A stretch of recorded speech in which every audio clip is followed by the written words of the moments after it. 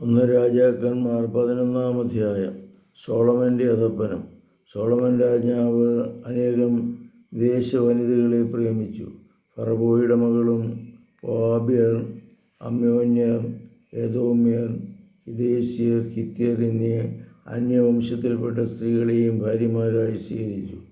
നിങ്ങൾ അവരുമായി വിവാഹബന്ധത്തിൽ ഏർപ്പെടരുത്. അവർ നിങ്ങളുമായും നിങ്ങൾ അവരുടെ ഹൃദയങ്ങളെ തങ്ങളുടെ ദേവന്മാർക്ക് വശീകരിച്ച് കളയും എന്ന് അവരെക്കുറിച്ച് കർത്താവ് അരുളി ചെയ്തിരുന്നു. സോളമനാവട്ടെ അവരെ ഗാഢമായി പ്രേമിച്ചു.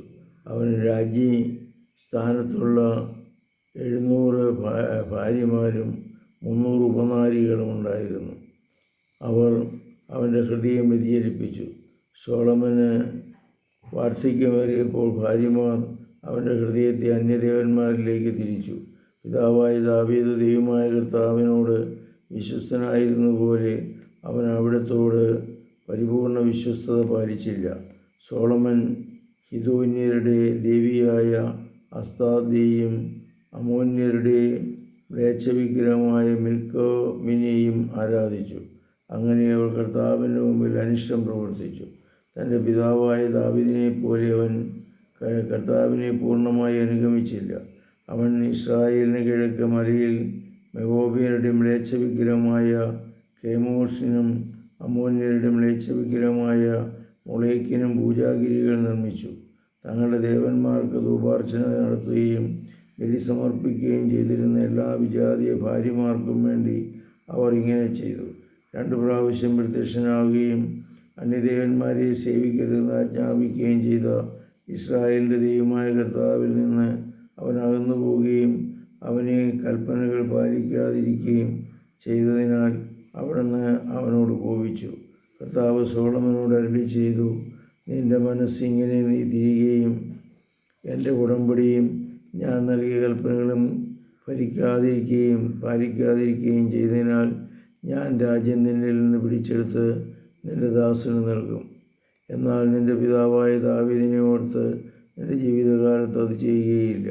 നിന്റെ മകൻ്റെ കരങ്ങളിൽ നിന്ന് അത് ഞാൻ വേർപെടുത്തും. രാജ്യം മുഴുവനും എടുത്തു കളയുകയില്ല. നിന്റെ ദാസനായ ദാവീദിനെയും ഞാൻ തിരഞ്ഞെടുത്ത ജെറുസലേമിനെയും ഓർത്ത് നിന്റെ പുത്രന് ഒരു ഗോത്രം നൽകും. കർത്താവ് എദോമ്യനായ ആദാമിനെ സോളമനെതിരായി തിരിച്ചുവിട്ടു. അവൻ ഏദോം രാജവംശത്തിൽപ്പെട്ടവനായിരുന്നു. ദാവീദ് ഏദോമിലായിരുന്നപ്പോൾ സേനാനായകൻ യോവാബ് യുദ്ധത്തിൽ കൊല്ലപ്പെട്ടവരെ സംസ്കരിക്കുവാൻ അങ്ങോട്ട് പോയി. ഏതാങ്കാരിൽ പുരുഷന്മാരെയെല്ലാം അവൻ വധിച്ചു. ഏദോമിലെ പുരുഷന്മാരെ കൊന്നൊടുക്കുന്നവരെ 6 മാസക്കാരൻ യോവാബും ഇസ്രായേൽക്കാരും അവിടെ താമസിച്ചു. അക്കാലത്ത് ഹദാദും അവൻ്റെ പിതാവിൻ്റെ ദാസനായ ഏദോമ്യർ ചിലർ ഈജിപ്തിലേക്ക് ഓടി രക്ഷപ്പെട്ടു. ഹദാദ് അന്ന് കൊച്ചുകുട്ടിയായിരുന്നു. മീദായിൽ നിന്ന് പുറപ്പെട്ട അവർ പാരാനിലെത്തി. അവിടെ നിന്ന് ആളുകളെ ശേഖരിച്ച് ഈജിപ്ത് രാജാവായ ഫറവോയുടെ അടുത്ത് ചെന്നു. ഫറവോ അവനൊരു ഭവനം, കുറച്ച് സ്ഥലവും ഭക്ഷണവും കൊടുത്തു. ഹദാദ് ഫറവോയുടെ പ്രീതി സമ്പാദിച്ചു. ഫറവോ തൻ്റെ ഭാര്യയായ തക്നേസ് രാജ്ഞിയുടെ സഹോദരിയെ ഹദാദിന് ഭാര്യയായി കൊടുത്തു. ഹദാദിന് അവളിൽ ഗാനൂദ് എന്നൊരു മകനുണ്ടായി. മുലകുടി മാറുന്നവരെ തഫ്നോസ് അവനെ ഫറവോയുടെ കൊട്ടാരത്തിൽ വളർത്തി. അവൻ അവിടെ ഫറവോയുടെ പുത്രന്മാരോട് വസിച്ചു. ദാവീദ് തൻ്റെ പിതാക്കന്മാരോട് ചേർന്നുവെന്നും സേനാപനായ യോവാബ്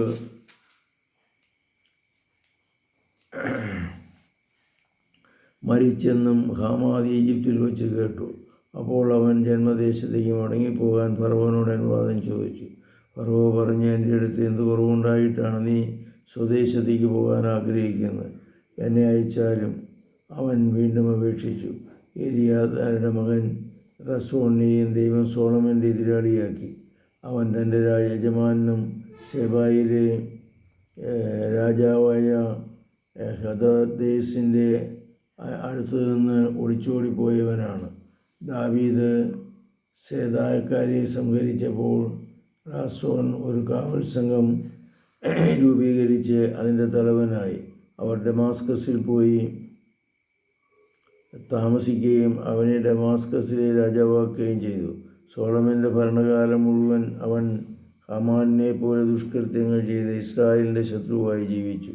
അവൻ ഇസ്രായേലിനെ വെറുത്ത് സിറിയയിൽ ഭരണം നടത്തി. സോളമൻ്റെ ഭൃത്യനും സെരേദായിലെ എഫ്രായിമിൻ്റെയും നെഗമയിൻ്റെയും മകനുമായ യെറോബാബാം അവൻ്റെ അമ്മ സെരുവോ എന്ന വിധവയായിരുന്നു. രാജാവിനെതിരെ കരമുയർത്തി. അവൻ രാജാവിനെതിരായി പ്രവർത്തിക്കാൻ കാരണം ഇതാണ്: സോളമൻ മില്ലോ പണിയുകയും തൻ്റെ പിതാവായ ദാവീദിൻ്റെ നഗരത്തിലുണ്ടായിരുന്ന അറ്റകുറ്റങ്ങൾ തീർക്കുകയും ചെയ്തു. യെറോബാബും വളരെ കഴിവുള്ളവനായിരുന്നു, പരിശ്രമശാലിയും. അവനെ സോളമൻ ജോസഫിൻ്റെ ഭവനത്തിൻ്റെ അടിമവേലയുടെ മേൽനോട്ടക്കാരനായി. ഒരു ദിവസം യെറോബാബാം ജെറുസലേമിൽ നിന്ന് പുറത്തു പോകവേ കിലോന്യനായ അഹിയ പ്രവാചകൻ അവനെ കണ്ടുമുട്ടി. അഹിയ ഒരു പുതിയ അങ്കി ധരിച്ചിരുന്നു. ആ വെളിമ്പ്രദേശത്ത് അവർ ഇരുവരും മാത്രമേ ഉണ്ടായിരുന്നു. അഹിയ ധരിച്ചിരുന്ന തൻ്റെ പുതിയ അങ്കി എടുത്ത് 12 കഷണങ്ങളാക്കി കീറി അവൻ യെറോബാമിന് കൊടുത്തു. 10 കഷണം നീ എടുത്തുകൊള്ളുക. യെറോബാമിൻ്റെ ദൈവമായ കർത്താവ് അരുളി ചെയ്തിരിക്കുന്നു: ഞാൻ സോളമൻ്റെ കയ്യിൽ നിന്ന് രാജ്യമെടുത്ത് 12 ഗോത്രങ്ങൾ നിനക്ക് തരും. എൻ്റെ ദാസനായ ദാവീദിനെ ഓർത്തും ഇസ്രായേലിൻ്റെ എല്ലാ ഗോത്രങ്ങളിൽ നിന്ന് ഞാൻ തിരഞ്ഞെടുത്ത യെരൂശലേം നഗരത്തെ ഓർത്തും അവനൊരു ഗോത്രം നൽകും. അവൻ എന്നെ മറന്ന് സിദോണിലെ ദേവതകളെയും മൊവാബ്യരുടെ ദേവനായ കോമോഷിനെയും അമ്മോന്യരുടെ ദേവനായ മൽക്കീസിനെയും ആരാധിച്ചു. അവൻ തൻ്റെ പിതാവായ ദാവീദിനെ പോലെ തൻ്റെ മാർഗത്തിൽ നിന്ന് ചരിച്ച് എൻ്റെ മുമ്പിൽ നിന്ന് നീതി പ്രവർത്തിക്കുകയോ എൻ്റെ കൽപ്പനകളും നിയമങ്ങളും അനുസരിക്കുകയോ ചെയ്തില്ല. എങ്കിലും രാജ്യം മുഴുവൻ ഞാൻ അവനിൽ നിന്ന് എടുക്കുകയില്ല. അവൻ്റെ ജീവിതകാലം മുഴുവൻ ഞാൻ തിരഞ്ഞെടുത്തവനും എൻ്റെ കൽപ്പനകളും നിയമങ്ങളും അനുസരിച്ചവനും എൻ്റെ ദാസനായ ദാവീദിനെ ഓർത്ത് ഞാൻ അവനെ രാജാവായി നിലനിർത്തും.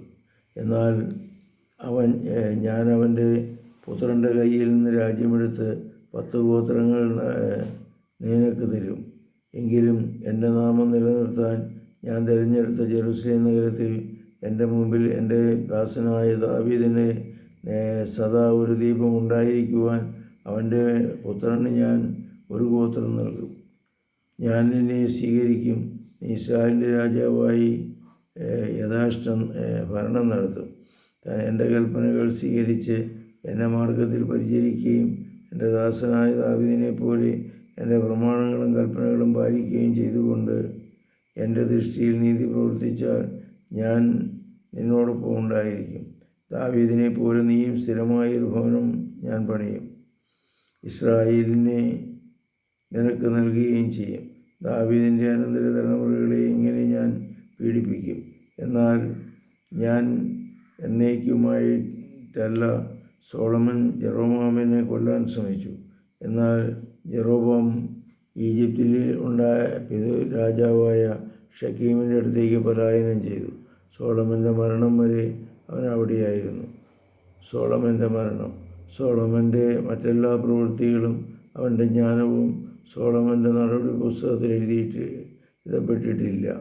സോളമൻ ജെറുസലേമിൽ 40 വർഷം ഇസ്രായേൽ ജനത്തെ ഭരിച്ചു. അവൻ പിതാക്കന്മാരോട് ചേർന്നു തൻ്റെ പിതാവായ ദാവീദിൻ്റെ നഗരത്തിൽ സംസ്കരിക്കപ്പെട്ടു. അവൻ്റെ മകൻ റഹോബാം ഭരണമേറ്റെടുത്തു. ഇത്രയുമാണ് ഈ വീഡിയോയിലുള്ളത്. കർത്താവേ, ഞങ്ങളെ അനുഗ്രഹിക്കണമേ.